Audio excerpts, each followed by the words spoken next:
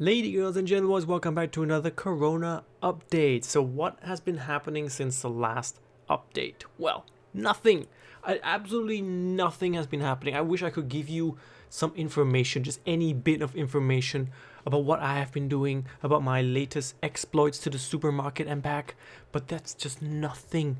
Nothing has been going on. I just have this craving, this need to just socialize and be with friends again. I miss going to the city and seeing stores that are open, people sitting outside restaurants, tourists taking pictures of stuff, and me just talking to friends. I miss human contact.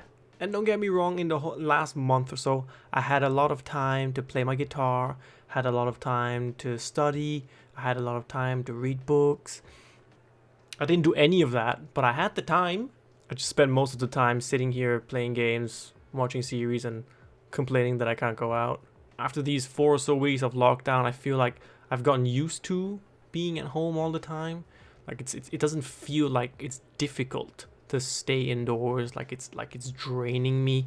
I really miss social interaction. That's like the main aspect. Just I really miss my friends. That's the main thing. I don't mind that I can't go to restaurants or shopping or what have you, but just the social human interaction, I just miss that so badly. But everything else, like going shopping, awkwardly avoiding people, staying at home all day, it feels like everyday life now. It feels like I've gotten used to it. And it only took me 4 damn weeks, right? So it's the 14th of April now, and it's about 4 weeks, pretty much 4 weeks since the lockdown started. And it feels a lot longer. It's like going out is nothing more than a distant memory nowadays. Gone are the days where we go out on a Friday evening into a bar with my friends and just chit chat. The times we spent in freaking video game stores just browsing. Distant memories. And again, I'm being over dramatic. It's just boring, okay? It's just really boring now. God damn. I still get to socialize with my friends, we still play games online. It's not like we don't talk at all. It's just physical confrontation of people is what I miss. But it seems like things are shaping up for Switzerland at the moment. So because I have literally nothing to share with you guys on any updates, I haven't even reached a point where I want to cut my hair yet. I have nothing to tell you guys. So I thought I would just have a look at some statistics with you. So this website here is essentially the Swiss version of the BBC, and they regularly update you on anything new regarding the whole pandemic.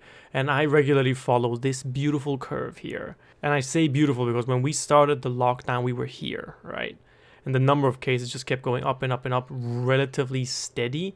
And now it seems to be finally flattening out. Like from the 12th of April to the 13th, we've only had like 190 new cases, and that is a beautiful number when you take into account that past numbers were like 9,000, 10,000, 11,000, 12,000, 13,000, like about 1,000 cases a day, right? And so now it seems like it's finally going down a bit. These are the number of new cases on a daily basis in a histogram chart, and it's just going down. Look at that, 400, 300, 190, 169, 69. So it does seem like the measures taken by the Swiss government are finally working. I guess this picture should be familiar to many of you. Like you got stickers on the floor here marking the 2 meters distance that you have to keep between yourself and the next person, and long queues just to go shopping. Very familiar picture all over the world right now. I myself have never had to stand in this long of a queue. My local supermarkets never had any queues. I could just walk in and we're done. So I guess this is from an area, I didn't check, this is from an area that's probably well populated. Another website that I like to keep tabs on is provided by the Johns Hopkins University. They have a great interactive map with a fantastic overview of all of the cases in any country. Let's say the US, who have now reached over 500,000 cases, and you can see its development on a very nice curve there. So let's say in the case of Switzerland, you can also check out if the curve is like flattening out like that. And then obviously you can check out daily cases to see if they're going down. So Western Europe seems to be on a good path right now. So Switzerland, you see, we barely have any more cases every day. The Netherlands have been decreasing. Belgium, probably the same thing. I guess Germany, France, UK probably as well. Yeah, they're getting there. Italy and Spain, who had major problems in the beginning, they've done a great job. And now it seems like after that initial March phase where Western Europe just went, oh my god, we're gonna die, we have to buy all of the toilet paper that's left, we now seem to be reaching an April phase where we go, the resurrection of Jesus comes at a perfect time because we now all feel reborn because the number of cases are going down. But the United States, I mean, they have without a doubt the most cases by far. And even though that looks really bad, they're also improving, you know. So I think the United States lagged behind the rest of the world in terms of cases initially.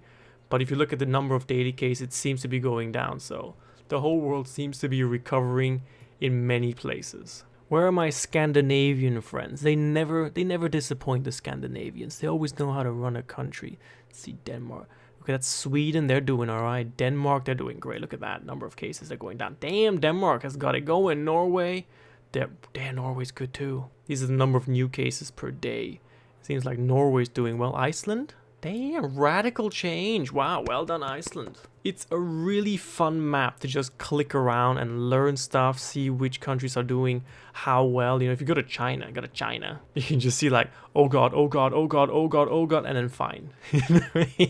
I believe they were that effective because of their government style. Because if the government says you're going to stay at home, then you're going to stay at home. So if you imagine a whole country staying at home for 2 weeks, this is what's going to happen. It's going to work, right? But if you have a country like Switzerland, where the government says stay at home, but people still go jogging, then it just takes a little bit longer, right? So I think the Chinese were a bit radical, and that's why they were that efficient, and that's why they only have 83,000, which I guess, you know, you could say it's a little bit suspicious considering they have like 1 billion people, and huge major cities like, I don't know, Beijing or something hardly had any cases, considering that it's like 589 cases, even though it's like a 10 million people city, I don't know. Beijing population 21.5 million 2018. Okay, so 20 plus million people and 589 confirmed cases. I mean, of course, you got people saying, oh, I don't believe a word of that. And the other people saying, you know, Chinese were radicals and it worked, right? I don't know. I don't have all the information, so I'm not going to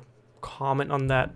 But I think it's fair to say that the Chinese have overcome the situation. And it seems like the Western world is slowly reaching that point where you can say, okay, we're on a decent track to recovery. I mean, don't get me wrong, it does look good that the numbers are going down, especially in the United States. But it doesn't mean it's time to party, it doesn't mean it's time to go out. Let's not open the champagne bottles just yet. We're not there yet. Anything can still happen, and if everyone starts going out, then we're going to have the same problem all over again. It's a good start that the numbers are going down, but it's still required for you to stay at home. I know a couple of weeks ago I was getting upset about people jogging still, even though there was a lockdown going on.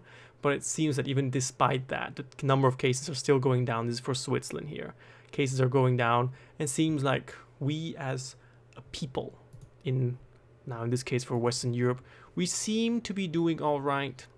And that is a very positive outlook. And I'm just talking about the Western world. You still have other countries that probably are in a lot more trouble, like India. I have no idea what's going to happen to India, because you have an extremely densely populated country of over 1 billion people. I have no idea what this curve is going to look like for India in a couple of weeks.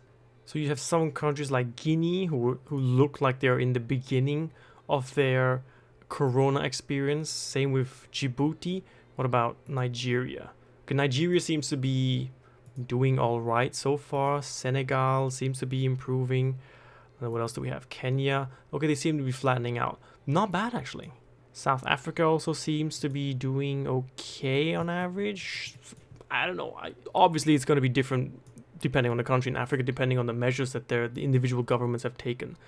But it's difficult to say if we're over the largest hurdle, if the worst is yet to come. How will countries who might not have the same resources as the Western world overcome the situation? What will India look like? Way too soon to be opening any champagne bottles, so it's just safe to say that we should just still stay at home for now. So even like here in Switzerland, where the number of cases per day have been improving, we still extended our lockdown situation by another week. It was due to end in a week from today, but it was extended by a week, and I think that's very sensible measure to take. So don't be alarmed by the huge red number in your face when you go through these things, because these are just a number of confirmed cases. If you go to like recovered, you can see that here in Switzerland you've got 13,700 people recovered. So half of these aren't even active anymore. More than half of these aren't even active anymore. Similar situation in Germany, you got 131,000 confirmed cases, and about half of them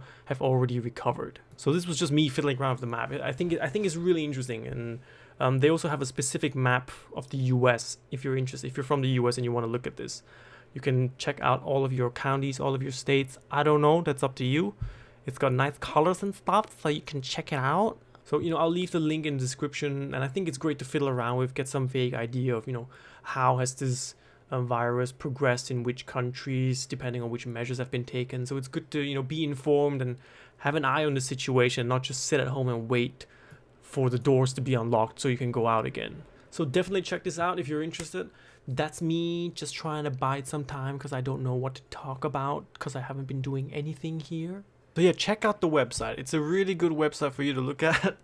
I don't know when and if there's going to be another coronavirus update blog. Probably going to be one when I either cut my hair or the lockdown is finally lifted and I can go out and socialize.